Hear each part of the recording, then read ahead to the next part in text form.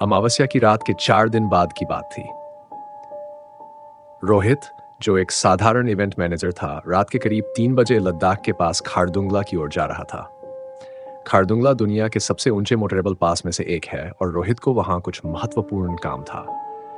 बर्फीली हवाएं, वीरान सड़क और आसपास के पहाड़ इस यात्रा को और अधिक भयानक बना रहे थे। रात इतनी काली थी कि चारों ओर अंधेरा पसरा हुआ था और रोहित के अलावा बस में सिर्फ एक बुजुर्ग महिला और एक किशोरी बैठी थी। बस के ड्राइवर ने बताया कि लद्दाख के इन इलाकों में सफर करना खतरनाक होता है, खासकर रात के समय, क्योंकि यहाँ की सड़कों पर कई अजीब घटनाएं घटती रहती हैं। कहते हैं कि इन पहाड़ों में कई लोगों की रहस्यमयी मौतें हुई हैं और उनकी आत्माएं अब भी यहाँ भटकती हैं। ड्राइवर ने एक ठंडी सांस ली और फिर चुप हो गया। रोहित ने इसे मजाक समझकर नजरअंदाज कर दिया, लेकिन उसकी खिड़की से बाहर का नजारा उसे बेचैन कर रहा था। दूर कहीं बर्फ में दबे पुराने घरों के अवशेष दिखाई दे रहे थे, वो घर जिनमें अब न कोई रहता था, न ही किसी के रहने की उम्मीद थी। किशोरी चुपचाप बैठी थी, उसकी आंखों में अजीब सा डर था। तभी अचानक वह उठकर रोहित के पास आ गई और धीमी आवाज में बोली, क्या मैं आपके पास बैठ सकती हूँ? मुझे यहाँ डर लग रहा है। रोहित ने उसे ऊपर से नीचे तक देखा और बोला, क्यों? यहाँ तो बस हम 3 लोग ही हैं, डरने की क्या बात है? पर अगर तुम चाहती हो तो बैठ जाओ। लड़की ने उसकी बात का कोई जवाब नहीं दिया, बस रोहित के बगल में बैठ गई। उसकी आंखें अब भी खिड़की की ओर थीं, जैसे वह किसी को देख रही हो। रोहित ने भी खिड़की से बाहर झांकने की कोशिश की, लेकिन बाहर सिर्फ बर्फ और गहरी खाई थी। ये देखकर वह थोड़ा असहज हो गया और अपने मोबाइल में वक्त देखने लगा। वहां नेटवर्क भी नहीं था, इसलिए उसने सिर्फ समय देखने की कोशिश की और फिर खिड़की से दूर हट गया। कुछ मिनट बीते ही थे कि बस एक सुनसान मोड़ पर रुक गई। ड्राइवर ने घबराते हुए कहा, हमारी बस आगे नहीं जा सकती, बर्फबारी बढ़ गई है और सड़क बंद हो गई है, हमें यहीं रुकना होगा। रोहित को यह बात सुनते ही गुस्सा आया। यह क्या मजाक है? हमें यहाँ कैसे रुक सकते हैं? इस वीरान जगह पर कोई मदद नहीं मिलने वाली। लेकिन ड्राइवर ने चुपचाप गाड़ी बंद कर दी और कहा, यहां से आगे जाना अब मुमकिन नहीं है। आप लोग चाहे तो बाहर आकर देख सकते हैं, लेकिन यह जगह सुरक्षित नहीं है। रोहित ने झुंझलाते हुए बाहर की ओर देखा। पूरा इलाका बर्फ से ढका हुआ था और दूर दूर तक सिर्फ सफेद चादर पसरी थी। वह बस से उतरने ही वाला था कि उसकी किशोरी ने उसकी कलाई पकड़ ली और धीरे से बोली, मत उतरो, यहां कुछ ठीक नहीं है। रोहित ने उसकी तरफ घूर कर देखा, लेकिन उसके चेहरे पर गंभीरता साफ झलक रही थी। वह कुछ समझ पाता उससे पहले ही बस के बाहर से एक अजीब सी आवाज आई, जैसे किसी के पैरों के निशान बर्फ में पड़ रहे हों। वह आवाज धीरे धीरे करीब आ रही थी, लेकिन न कोई इंसान दिख रहा था, न ही कोई जानवर। ड्राइवर भी खड़ा होकर बाहर की ओर देखने लगा और तभी उसके चेहरे का रंग उड़ गया। यह संभव नहीं है, उसने कांपते हुए कहा। रोहित और लड़की दोनों ने खिड़की से बाहर देखा। एक सफेद कपड़ों में लिपटा व्यक्ति धीरे धीरे उनकी बस की ओर बढ़ रहा था। उसके पैर जमीन पर नहीं टिक रहे थे, जैसे वह हवा में तैर रहा हो। उसका चेहरा ढका हुआ था, लेकिन उसकी आंखों से एक चमकती हुई रोशनी निकल रही थी। वह नजदीक आता गया और उसके हर कदम के साथ बर्फ चटकती रही। रोहित का दिल जोर जोर से धड़कने लगा। लड़की उसकी बांह कसकर पकड़ चुकी थी और उसके होठ कांप रहे थे। यह कौन है? रोहित ने कांपते हुए पूछा। ड्राइवर ने धीमी आवाज में कहा, यह वो नहीं है जो दिख रहा है, यह कोई इंसान नहीं है, यह इस इलाके की भटकती आत्मा है। तभी उस सफेद लिबास वाले व्यक्ति ने अचानक अपनी दिशा बदली और बस के चारों ओर चक्कर लगाने लगा। उसकी गति धीमी थी, लेकिन उसकी मौजूदगी से बस के अंदर का माहौल और भी डरावना हो गया था। बस की खिड़कियों पर उसकी परछाई बार बार पड़ रही थी, जैसे वह अंदर आना चाहता हो। रोहित को ऐसा महसूस होने लगा जैसे उसकी धड़कनें रुक जाएंगी। लड़की ने उसकी ओर देखा और फुसफुसाते हुए कहा, यह वही है जिसकी कहानी मैंने सुनी थी। ये आत्मा उन लोगों की है जो इन बर्फीले पहाड़ों में खो गए थे। कहा जाता है कि जो भी इस आत्मा को देख लेता है, वह फिर कभी इस इलाके से सुरक्षित नहीं लौटता। रोहित का सिर चकराने लगा। उसने लड़की की ओर देखा। उसकी आंखों में गहराई तक डर समाया हुआ था। तभी ड्राइवर जोर से चिल्लाया, बस से बाहर मत जाना, कुछ भी हो, बस से बाहर मत जाना। बस के अंदर अचानक से सब कुछ शांत हो गया। रोहित ने खिड़की से बाहर झांका तो वह सफेद आकृति अब भी बस के पास ही मंडरा रही थी। उसकी चाल अजीब थी, जैसे वह किसी अदृश्य शक्ति द्वारा खींची जा रही हो। तभी बस के दरवाजे पर तेज दस्तक हुई। दरवाजा झटके से हिला और बस के अंदर बैठे सभी लोग सन्न रह गए। लड़की की आंखें डर से फैल गई और उसने रोहित के कंधे पर सिर रख दिया। रोहित की सांसें तेज हो गई थीं, जैसे उसकी जान हलक में अटकी हो। दरवाजे की दूसरी ओर से एक भारी गूंजती हुई आवाज आई, मुझे अंदर आने दो। रोहित की धड़कनें तेज हो गई।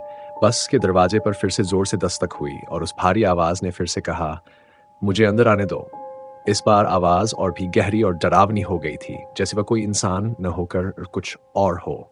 रोहित ने घबराते हुए दरवाजे की ओर देखा और किशोरी, जो अब भी उसकी बाजू पकड़े हुए थी, उसे बोली, इसका जवाब मत दो, कुछ भी हो जाए दरवाजा मत खोलना।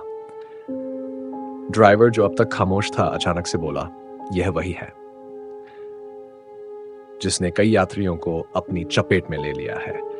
यहाँ इस पहाड़ी इलाके में कितने लोग बिना निशान छोड़े गुम हो गए हैं, कोई उन्हें ढूंढ भी नहीं पाया। उसकी बातें सुनकर रोहित के शरीर में एक ठंडी लहर दौड़ गई। उस आवाज ने अब फिर दस्तक देना शुरू कर दिया था और हर बार आवाज पहले से और भयानक होती जा रही थी। किशोरी की आंखों में आंसू छलकने लगे थे और वह कांपती हुई बोली, मैंने इस आत्मा के बारे में सुना है। यह उन लोगों की आत्मा है जो यहाँ लद्दाख की बर्फीली ऊंचाइयों में फंसे और कभी वापस नहीं लौटे। इसे अंदर बुलाने का मतलब है अपने जीवन का अंत। रोहित ने खुद को संभाला और खिड़की से बाहर झांका। सफेद कपड़े पहने वह आकृति अब बस के बिल्कुल पास आ चुकी थी। उसकी आंखें अभी भी चमक रही ही थी और उसका चेहरा ढके होने के बावजूद एक अजीब सा सिहरन उसके शरीर में दौड़ गई। आकृति धीरे धीरे बस के चारों ओर चक्कर लगाने लगी। उसकी चाल अस्वाभाविक थी, जैसे वह हवा में तैर रही हो और उसके कदमों से बर्फ चटकने की आवाज गूंज रही थी। यह क्या है? रोहित ने अपने डर को दबाने की कोशिश करते हुए ड्राइवर से पूछा। ड्राइवर ने फुसफुसाते हुए कहा, यह इंसान नहीं है, यह आत्मा है उन लोगों की जो इस बर्फीले इलाके में गुम हो गए थे और कभी वापस नहीं आ पाए। कहा जाता है कि इन पहाड़ों में जब कोई अनजान व्यक्ति आता है और यहाँ की आत्माओं को छेड़ता है तो ये आत्माएं उसे अपनी चपेट में ले लेती हैं। रोहित ने घबराकर दरवाजे की ओर देखा। दस्तक अब बंद हो गई थी, लेकिन दरवाजे पर एक काली परछाई अब भी मंडरा रही थी। अचानक बस के अंदर ठंड और बढ़ गई, जैसे किसी ने दरवाजे के नीचे से बर्फीली हवा को अंदर धकेल दिया हो। रोहित ने अपना कोट और कसकर लपेटा, लेकिन वह ठंड उसकी हड्डियों तक जा चुकी थी। किशोरी का चेहरा पीला पड़ गया था और उसकी हालत देखकर रोहित की बेचैनी और बढ़ गई।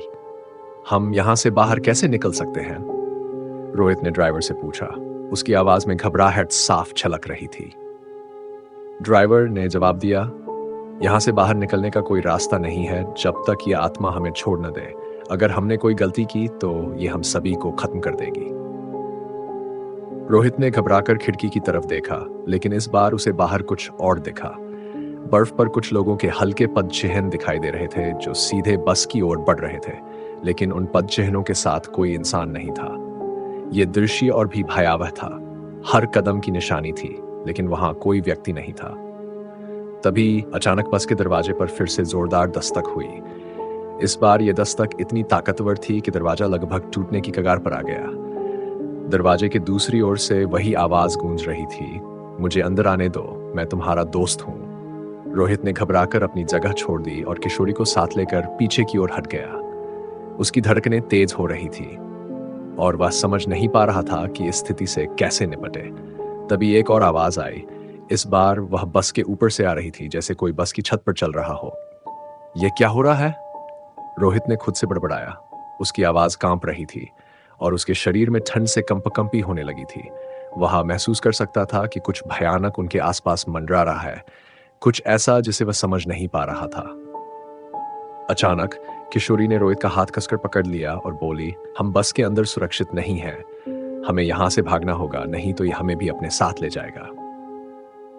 रोहित की समझ में नहीं आ रहा था कि वह क्या करे। बस का दरवाजा तोड़ने के कगार पर था और ऊपर से लगातार वह डरावनी आवाजें आ रही थीं। ऐसा महसूस हो रहा था कि कोई अदृश्य शक्ति उन्हें घेर रही है और हर पल उनके जीवन के लिए एक बड़ा खतरा बनता जा रहा था। उसी क्षण बस के अंदर की लाइटें अचानक बंद हो गई और चारों ओर अंधेरा छा गया। रोहित ने घबराते हुए अपने मोबाइल की टॉर्च ऑन की, लेकिन उसकी रोशनी भी अजीब तरह से कम होती गई। अंधेरे में बस के अंदर की ठंड और बढ़ गई और रोहित ने महसूस किया कि जैसे कुछ बहुत बड़ा उनके बेहद करीब आ चुका था। हमें यहाँ से बाहर निकलना होगा, किशोरी ने कांपती आवाज में कहा। यह आत्मा हमें खत्म कर देगी। रोहित ने धीरे से दरवाजे की ओर बढ़ने की कोशिश की, लेकिन उसकी टॉर्च की रोशनी में अचानक एक चेहरा उभर आया। वही सफेद लिबास में ढकी आकृति, जिसका चेहरा अब पूरी तरह से उजागर था। उसके चेहरे पर गहरी दरारें थीं और उसकी आंखों से खून जैसा कुछ बह रहा था। वह चेहरा इतना भयानक था कि रोहित के हाथ से मोबाइल गिर गया और वह पीछे हटते हुए लड़खड़ा गया। रोहित ने पीछे हटते हुए खुद को संभालने की कोशिश की, लेकिन अंधेरे में उसके कदम लड़खड़ा गए। उसके कानों में वह भयानक आवाज गूंज रही थी, जैसे कोई चीख रहा हो। बस के बाहर अब भी बर्फ गिर रही थी और ठंडी हवा बस के अंदर तक घुसने लगी थी, जैसे वह भी किसी दुष्ट ताकत का हिस्सा हो। किशोरी, जो अब भी रोहित के पास खड़ी थी, घबराई हुई फुसफुसाई, यह यहां नहीं रुकेगी। यह हमें खत्म करने आई है। उसकी आंखों में एक अजीब डर था, जो किसी पुराने भयानक अनुभव की तरह लग रहा था, जैसे वह पहले भी इस तरह की किसी स्थिति का सामना कर चुकी हो। रोहित ने गहरी सांस ली और खुद को शांत करने की कोशिश की, लेकिन उसकी धड़कनें बेकाबू थीं। उसने बस के पीछे की ओर देखा, जहां अब केवल अंधेरा ही अंधेरा था। कोई रास्ता नहीं दिख रहा था और ऐसा लग रहा था कि वे किसी जाल में फंस चुके थे, जिससे बाहर निकलना नामुमकिन था। तभी अचानक बस की खिड़कियों पर जोर जोर से किसी ने दस्तक दी। वह दस्तक इतनी तेज और भयानक थी कि खिड़कियां हिलने लगीं। रोहित ने खिड़की की ओर देखा और उसकी आंखों में सिहरन दौड़ गई। खिड़की के बाहर वही सफेद साया खड़ा था, अब और भी करीब। उसकी आंखें काले गड्ढों की तरह थी और उसकी हथेली खिड़की के शीशे पर लगी हुई थी। उसकी उंगलियां खून से सनी हुई थीं और उसने धीरे धीरे खिड़की पर खून से कोई अजीब निशान बनाना शुरू किया। यह हमें बाहर खींचने की कोशिश कर रही है, किशोरी घबराई हुई बोली। हमें कुछ करना होगा। रोहित ने महसूस किया कि वह कुछ गलत कर चुका है। उसने शुरू में उस आवाज को नजरअंदाज करने की गलती की थी और अब यह दुष्ट आत्मा उन पर हावी होने की कोशिश कर रही थी। हमें बाहर नहीं जाना चाहिए, रोहित ने खुद से बड़बड़ाते हुए कहा। यह हमें फंसाने की कोशिश कर रही है। किशोरी ने घबराकर रोहित का हाथ पकड़ा और कहा, यह बस के अंदर भी हमें खत्म कर देगी। हमें भागना होगा। रोहित की समझ में कुछ नहीं आ रहा था। उसकी नजरें चारों ओर घूमने लगीं। वह सोच रहा था कि वह कहाँ फंसा हुआ है। यह सफर कब एक डरावने सपने में बदल गया। लेकिन तभी एक तेज चीख ने उसकी सोच को रोक दिया। यह चीख ड्राइवर की थी। उसने अपनी सीट पर गिरते हुए चीख मारी और उसकी आंखें एक अजीब सी डरावनी सफेदी में बदल गईं। वह एक अजीब से अकड़न में लटक गया, जैसे उसकी जान किसी अदृश्य ताकत ने खींच ली हो। भगवान, ये क्या हो रहा है? रोहित ने खुद से बड़बड़ाया। उसकी आंखों में डर साफ छलक रहा था। उसे लगा कि उसकी हर सांस अब आखिरी हो सकती है। अचानक किशोरी ने रोहित को झटका देते हुए कहा, यह रास्ता नहीं है। हमें पहाड़ी की ओर भागना होगा। अगर हम यहां और रुके तो ये हमें कभी नहीं छोड़ेगी। रोहित ने बस से बाहर निकलने की सोची, लेकिन उसकी हिम्मत नहीं हो रही थी। बस के बाहर की दुनिया अब और भी अजीब हो चुकी थी। चारों ओर बर्फ की मोटी चादर फैली थी और उसकी बर्फीली ठंड उनके चारों ओर एक भयानक सन्नाटा बिखेर रही थी। उन्होंने बर्फ पर कोई पदचिह्न नहीं देखे और यह अजीब सा सन्नाटा उन्हें और अधिक डरावना लगने लगा था। चलो, किशोरी ने जोर से कहा, जैसे अब उनके पास और समय नहीं बचा हो। रोहित ने एक आखिरी बार बस के अंदर देखा, जहां अब ड्राइवर का शरीर पूरी तरह से झुका हुआ था और उसकी आंखों में अजीब सी चमक थी, जैसे वह भी अब इस दुष्ट ताकत का हिस्सा बन चुका था। रोहित ने खुद को संभाला और किशोरी के पीछे पीछे बस से बाहर निकला। ठंडी हवा ने उन्हें तुरंत घेर लिया। बर्फ के ढेर उनके पैरों के नीचे दबते जा रहे थे और उनके कदम भारी हो रहे थे। चारों ओर अंधेरा था और वह साया अब भी बस के पास मंडरा रहा था। जैसे ही वे कुछ दूर भागे, अचानक पहाड़ी के दूसरी ओर से कुछ आवाजें आने लगीं। रोहित ने पीछे मुड़कर देखा। दूर किसी ऊंची जगह पर बर्फ के बीच कुछ आकृतियां दिखाई दे रही थीं। वे इंसानों की तरह दिख रही थी, लेकिन उनकी चाल अजीब थी, बहुत धीमी, जैसे वे हवा में तैर रहे हों। यह कौन है? रोहित ने डरते हुए पूछा। किशोरी ने उसकी ओर देखा और धीमी आवाज में कहा, ये वे लोग हैं जो यहाँ बर्फ में हमेशा के लिए खो गए थे। अब वे भी हमारी तरह ही इस आत्मा के शिकार बन चुके हैं। अगर हम और नहीं भागे तो हम भी उनमें से एक हो जाएंगे। रोहित का दिल तेजी से धड़कने लगा। उसने महसूस किया कि उनके पास समय बहुत कम था। उन आकृतियों की संख्या बढ़ती जा रही थी और वे धीरे धीरे उनकी ओर बढ़ रही थीं। तभी पीछे से फिर वही डरावनी आवाज गूंजी, इस बार और भी करीब से, तुम मुझसे नहीं बच सकते। रोहित ने महसूस किया कि वह बर्फीली हवा अचानक उनके चारों ओर घूमने लगी है। वह अब और नहीं सोच सकता था। उसने किशोरी का हाथ पकड़ा और पहाड़ी की ओर भागना शुरू किया। उनकी आखिरी उम्मीद यही थी। रोहित और किशोरी पहाड़ी की ओर भाग रहे थे। बर्फ उनके पैरों को जमाती जा रही थी। चारों ओर अंधकार फैला हुआ था और पीछे से आने वाली चीखें उनके कानों में गूंज रही थीं। हवा इतनी ठंडी थी कि हर सांस लेना मुश्किल हो रहा था, पर रोहित और किशोरी के पास भागने के अलावा कोई विकल्प नहीं था। जैसे ही वे पहाड़ी के बीच से होते हुए आगे बढ़े, उन्हें लगा कि वह सफेद साया फिर से उनके पास आ रहा है। रोहित ने पीछे मुड़कर देखा, पर इस बार साया अकेला नहीं था। पीछे से कई आकृतियां जो हवा में तैरती हुई लग रही थीं, तेजी से उनकी ओर बढ़ रही थीं।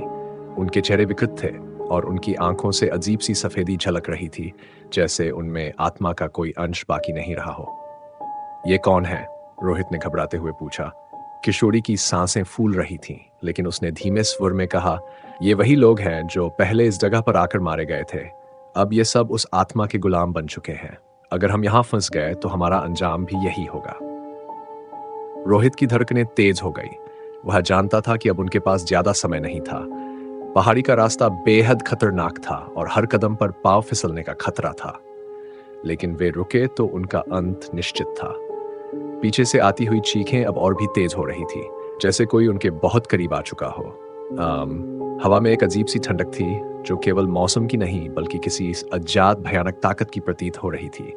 हर कदम के साथ उन्हें ऐसा महसूस हो रहा था जैसे कोई अदृश्य शक्ति उन्हें खींचकर वापस उस अंधेरे में ले जाना चाह रही हो जहां से वे भागने की कोशिश कर रहे थे। तभी अचानक रोहित का पैर फिसला और वह जमीन पर गिर पड़ा। बर्फ की ठंडक ने उसकी हड्डियों तक पहुंचकर उसे लगभग जकड़ लिया था। किशोरी ने उसे उठाने की कोशिश की, लेकिन तब तक वे भयानक आकृतियां और करीब आ चुकी थीं। रोहित ने अपना सिर ऊपर उठाया और उसके दिल की धड़कन रुक सी गई। उन आकृतियों के चेहरे इतने विकृत और डरावने थे कि उनका सामना करना असंभव लग रहा था। उठो, किशोरी ने घबराई हुई आवाज में कहा। अगर तुमने अब देरी की तो हम बच नहीं पाएंगे। रोहित ने पूरी ताकत लगाकर खुद को संभाला और खड़ा हुआ। उन्होंने अपने कदम और तेज कर दिए, पर उनके पीछे के कदम अब और भी तेज हो गए थे। हर चीख उनके दिलों को कंपा रही थी और वह साया अब उनके इतने करीब था कि उसकी सर्द सांसें उनकी गर्दन तक महसूस हो रही थी। अचानक वे एक पुराने टूटे फूटे मंदिर के पास पहुंच गए। यह मंदिर घने पेड़ों के बीच छिपा हुआ था और उसकी दीवारों पर समय की मार साफ दिखाई दे रही थी। रोहित ने महसूस किया कि उनके पास अब और कोई जगह नहीं बची थी। उन्होंने जल्दी से मंदिर के अंदर भागने का फैसला किया। मंदिर के अंदर कदम रखते ही उन्हें एक अजीब सी शांति महसूस हुई। बाहर की हवाओं की चीखें धीरे धीरे मंद पड़ने लगीं। रोहित और किशोरी ने एक दूसरे की ओर देखा। मंदिर की दीवारों पर पुराने देवी देवताओं की मूर्तियां थीं, लेकिन उन पर धूल और बर्बादी की परतें चढ़ चुकी थीं। यह जगह सुरक्षित लगती है, किशोरी ने कहा, लेकिन उसकी आवाज में अब भी घबराहट साफ झलक रही थी। रोहित ने मंदिर के दरवाजे की ओर देखा, जो अब धीरे धीरे बंद हो रहा था, जैसे कोई अदृश्य ताकत उन्हें बंद कर रही हो। उन्होंने राहत की सांस ली, लेकिन तभी एक तेज धड़कन की आवाज गूंज उठी। रोहित का दिल तेजी से धड़कने लगा और मंदिर के अंदर की शांति अब घबराहट में बदलने लगी। तभी एक पुराना पुजारी जो मंदिर के कोने में खड़ा हुआ था, अचानक सामने आ गया। उसका चेहरा डरावना था और उसकी आंखों में कुछ अजीब सा था, जैसे वह मृत आत्माओं के बीच का हो। उसने धीमी भयानक आवाज में कहा, तुम यहाँ क्यों आए हो? रोहित और किशोरी ने एक दूसरे की ओर देखा और रोहित ने पुजारी से पूछा, हम उस भयानक आत्मा से बचने के लिए यहाँ छिपे हैं, कृपया हमारी मदद करें। पुजारी हंसने लगा। उसकी हंसी इतनी खतरनाक थी कि मंदिर दीवारें भी कांपने लगीं। यह आत्मा सिर्फ तुम्हारा पीछा नहीं कर रही, ये तुम्हारे अंदर है। तुम्हारे भागने का कोई फायदा नहीं। रोहित और किशोरी ने एक साथ चौंकते हुए पुजारी की ओर देखा। क्या मतलब? किशोरी ने डरी हुई आवाज में पूछा। पुजारी ने अपनी आंखें बंद कर लीं और कहा, यह स्थान अभिशप्त है। जो भी यहां आता है वह इसका हिस्सा बन जाता है। तुम उससे बच नहीं सकते। रोहित का दिल डूबने लगा। उसे महसूस हो रहा था कि वे फंस चुके हैं।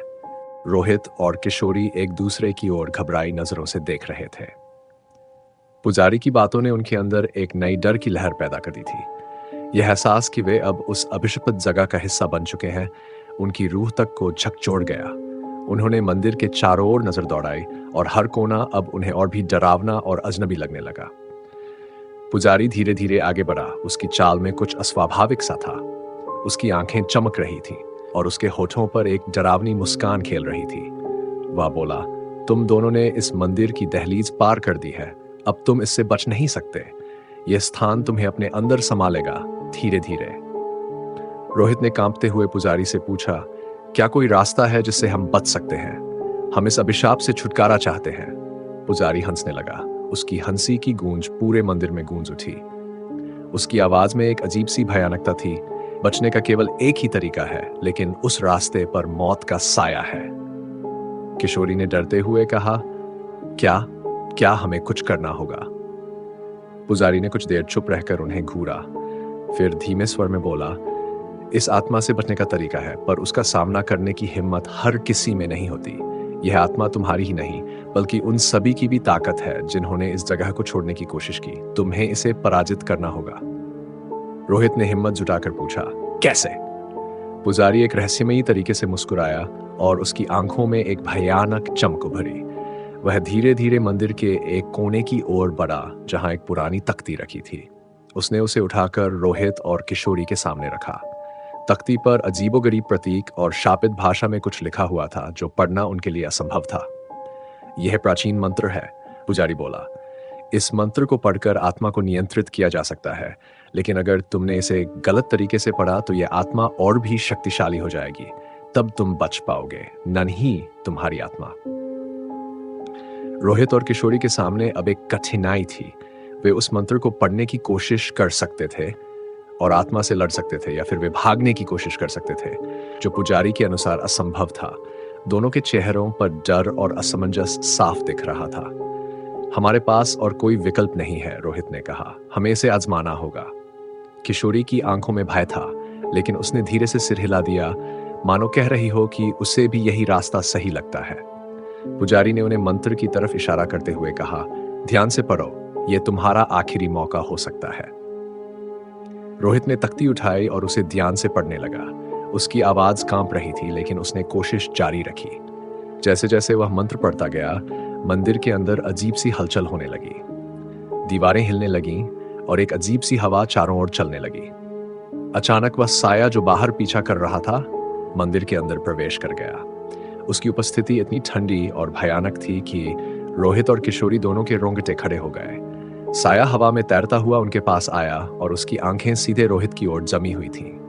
उसकी शक्ल अब और भी विकृत हो चुकी थी और उसकी लंबी भयानक उंगलियां हवा में लहराते हुए उनके करीब आ रही थीं। रोहित ने मंत्र और तेजी से पढ़ा, लेकिन तभी अचानक तख्ती उसके हाथ से छूट गई। साया एक भयानक चीख के साथ उनके और करीब आ चुका था और उसकी मौजूदगी अब असहनीय हो चुकी थी। किशोरी डर से कांप रही थी और रोहित समझ नहीं पा रहा था कि अब क्या किया जाए। तभी पुजारी ने चिल्लाकर कहा, अब तुम्हारे पास केवल एक ही रास्ता बचा है।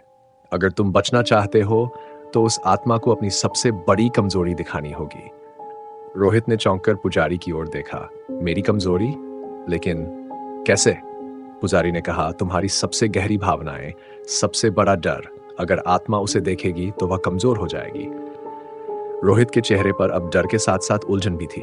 उसने खुद से पूछा कि उसकी सबसे बड़ी कमजोरी क्या है, लेकिन इससे पहले कि वह कुछ सोच पाता, साया अब उसके बहुत करीब आ चुका था। उसकी सांसें ठंडी हो गई और उसकी आंखों में भयानक चित्र उभरने लगे। तुम्हारे पास समय नहीं है, पुजारी चिल्लाया। रोहित ने अपनी आंखें बंद कर ली। उसका सबसे बड़ा डर, उसकी सबसे बड़ी कमजोरी, यह आत्मा उसे देख रही थी। उसने अपने भीतर के डर को उभारने की कोशिश की और उसकी आंखों के सामने उसकी मां की छवि आई। उसकी मां का निधन जब वह एक बच्चा था। यह वही छवि थी जो हमेशा उसे कमजोर बना देती थी। उसकी आंखों से आंसू बह निकले और उसने आत्मा के सामने अपनी एक कमजोरी उजागर कर दी। अचानक साया चीखने लगा। उसकी विकृत शक्ल और भी भयानक हो गई, लेकिन अब वह पीछे हटने लगा था। उसकी चीखें और हवा में गूंजने लगी और वह हवा में अदृश्य होने लगा। मंदिर के अंदर की ठंडक धीरे धीरे कम होने लगी और साया आखिरकार गायब हो गया। रोहित और किशोरी ने राहत की सांस ली, लेकिन मंदिर के अंदर अब भी एक अजीब सा सन्नाटा फैला हुआ था। पुजारी ने कहा, तुमने आत्मा को पराजित कर दिया है, लेकिन यह पूरी तरह खत्म नहीं हुई है। तुम्हें जल्द से जल्द इस जगह को छोड़ना होगा। वे दोनों मंदिर से बाहर निकलने लगे, लेकिन रोहित को अभी भी महसूस हो रहा था कि कुछ बाकी है। रोहित और किशोरी अब मंदिर से बाहर निकल आए थे, लेकिन उनकी सांसें अभी भी तेज चल रही थीं। हालांकि वे आत्मा से बच गए थे, लेकिन एक अजीब सा एहसास उनके दिल में बसा हुआ था कि कुछ और होने वाला है। चारों ओर फैली सन्नाटे की चादर और ठंडी हवा के थपेड़ों ने माहौल को और भी भयानक बना दिया था। दोनों ने एक दूसरे की तरफ देखा और बिना एक शब्द बोले आगे बढ़ने का फैसला किया। जब वे मंदिर से दूर निकलने लगे, अचानक एक हल्की सी खड़खड़ाहट सुनाई दी। रोहित ने मुड़कर देखा, लेकिन कुछ नजर नहीं आया। यह सिर्फ हवा का शोर था या फिर कुछ और। हमें जल्दी चलना चाहिए, किशोरी ने रोहित के कंधे पर हाथ रखते हुए कहा। उसकी आवाज में घबराहट साफ थी और उसकी आंखों में डर की परछाइयां तैर रही थी। रोहित ने सिर हिलाया और वे दोनों जल्दी जल्दी कदम बढ़ाने लगे। आसपास के जंगल का सन्नाटा अब और भी घना होता जा रहा था। रात की ठंडक उनके बदन से चिपक रही थी और हर कदम के साथ उन्हें महसूस हो रहा था जैसे कोई उन्हें देख रहा हो, पीछा कर रहा हो। जैसे ही वे पहाड़ी रास्ते से नीचे उतरने लगे, अचानक एक औरत की धीमी सी आवाज उनके कानों में पड़ी। आवाज इतनी धीमी थी कि उसे पहचानना मुश्किल था, लेकिन वह किसी के रोने जैसी लग रही थी। तुमने सुना? किशोरी ने कांपते हुए रोहित से पूछा। रोहित ने आंखें चौड़ी कर दी। वह भी सुन चुका था। वह धीरे धीरे पीछे मुड़ा। उसकी नजरें चारों ओर भटकने लगीं, पर कुछ नहीं दिखाई दिया। रोहित ने किशोरी की तरफ देखा और सिर हिलाया। यहां कुछ तो है, हमें और तेज चलना होगा। दोनों ने अपनी गति बढ़ा दी, लेकिन वह रोने की आवाज अब और करीब आ रही थी। एक बार फिर आवाज और भी स्पष्ट हो गई, मानो कोई बच्चा या औरत किसी गहरे दुख में डूबकर रो रही हो। रोहित की धड़कनें तेज हो गई और उसके मन में एक सवाल उठने लगा, क्या वह आत्मा अभी भी उनका पीछा कर रही है? रोहित, किशोरी ने घबराकर कहा, हमें रुककर देखना चाहिए कि आखिर क्या हो रहा है। रोहित ने उसकी तरफ देखा, पर उसकी भी हिम्मत जवाब दे रही थी। उसे भी समझ नहीं आ रहा था कि क्या सही है और क्या नहीं। फिर अचानक सामने एक धुंधली परछाई दिखने लगी। वह परछाई धीरे धीरे स्पष्ट होती जा रही थी। कुछ ही क्षणों में उनके सामने एक स्त्री की आकृति उभर आई। उसके कपड़े फटे पुराने और चेहरे पर गहरे जख्म थे, जैसे वह किसी हादसे का शिकार हुई हो। उसकी आंखों में दर्द और असहायता का सागर उमड़ रहा था। कौन हो तुम? रोहित ने हिम्मत जुटाकर पूछा, लेकिन औरत ने कुछ नहीं कहा, बस चुपचाप खड़ी रही। उसकी आंखों से आंसू बह रहे थे और उसके होठों से बस एक ही शब्द बार बार निकल रहा था, मदद। किशोरी ने डरते हुए रोहित का हाथ कसकर पकड़ लिया। हमें यहां से भागना चाहिए, उसने फुसफुसाकर कहा। लेकिन रोहित ने अपनी जगह से हिलने की कोशिश की। तभी औरत की नजरें सीधी रोहित की आंखों में जा टिकी। उसकी आंखों में एक अजीब सी चमक थी, जैसे वह उसकी आत्मा को देख रही हो। रोहित को महसूस हुआ कि वह कुछ बोलने की कोशिश कर रही थी, लेकिन उसके होठों से कोई आवाज नहीं निकल रही थी। फिर अचानक वह औरत हवा में गायब हो गई। रोहित और किशोरी दोनों स्तब्ध थे। जो कुछ उन्होंने अभी देखा था वह उनके विश्वास से परे था। यह सिर्फ डरावनी घटनाओं का एक सिलसिला नहीं था, बल्कि वे किसी बड़ी साजिश या रहस्य का हिस्सा बन चुके थे। चलो यहां से जल्दी निकलते हैं, रोहित ने किशोरी का हाथ पकड़ते हुए कहा। दोनों एक बार फिर जल्दी जल्दी कदम बढ़ाने लगे, लेकिन इस बार उनके कदम और भी तेज थे। जैसे ही वे जंगल के छोर पर पहुंचे, अचानक एक बड़ी चट्टान के पीछे से एक अजीब सी परछाई निकली। वह आकृति उनके सामने आकर खड़ी हो गई। यह वही साया था जिसे उन्होंने मंदिर के अंदर देखा था, लेकिन इस बार उसकी शक्ल और भी विकृत थी। उसके चेहरे से खून बह रहा था और उसकी आंखों में सिर्फ अंधेरा था। रोहित ने हिम्मत जुटाकर उस साये का सामना किया। अब तुम क्या चाहते हो? साया चुपचाप उसकी ओर बढ़ा और उसके हाथ में कुछ चमकने लगा। यह वही तख्ती थी जिसे रोहित ने मंदिर में देखा था, लेकिन इस बार उस पर कुछ और लिखा था। रोहित ने ध्यान से देखा और उसके होश उड़ गए। तख्ती पर अब एक नई भाषा में कुछ लिखा था, और वह भाषा वही थी जो उसने कई साल पहले अपने दादाजी के पुराने किताबों में देखी थी। यह भाषा प्राचीन थी और इसके अर्थ को समझना असंभव था। साया अब और करीब आ चुका था। उसकी लंबी भयानक उंगलियां रोहित के चेहरे को छूने ही वाली थीं कि तभी आकस्मिक चीख, एक अजीब आवाज जंगल की गहराई से आई और साया अचानक पीछे हट गया। उसकी आंखों में डर था। ऐसा पहली बार था जब साया किसी चीज से डरता दिखाई दिया। रोहित और किशोरी ने पीछे मुड़कर देखा और उनके होश उड़ गए। वहां एक और आत्मा खड़ी थी, लेकिन यह आत्मा उनके बचाव में आई थी। उसका चेहरा धुंधला था, पर उसकी उपस्थिति से एक शांति और सुरक्षा का एहसास हो रहा था। कौन हो तुम? रोहित ने हिम्मत जुटाकर पूछा। आत्मा की आवाज गूंजती हुई आई। मैं वही हूं जिसे तुम बचाने आए थे। अब तुम इस जगह से जा सकते हो। याद रखना, जो तुमने देखा उसे कभी भूल मत जाना। यह सिर्फ एक कहानी नहीं थी। रोहित और किशोरी को अब यह समझ में आ गया था कि वे सिर्फ एक भयानक अनुभव से नहीं गुजरे थे, बल्कि वे एक पुराने अभिशाप का हिस्सा बन चुके थे। दोस्तों, शुक्रिया इस कहानी को देखने के लिए। अगर आपको ये कहानी पसंद आई हो तो प्लीज़ चैनल को सब्सक्राइब करना और वीडियो को लाइक ज़रूर करना, ताकि मैं आपके लिए रोज़ ऐसी ही रोमांचक और खौफनाक कहानियां लेकर आता रहूं। आपके सपोर्ट से ही मुझे प्रेरणा मिलती है और हम साथ मिलकर इस सफ़र को और भी डरावना बना सकते हैं। तो जुड़े रहिए मिस्टर हॉरर हिंदी के साथ, और अगली कहानी तक ध्यान रखें, कभी कभी डर आपको ढूंढने आता है।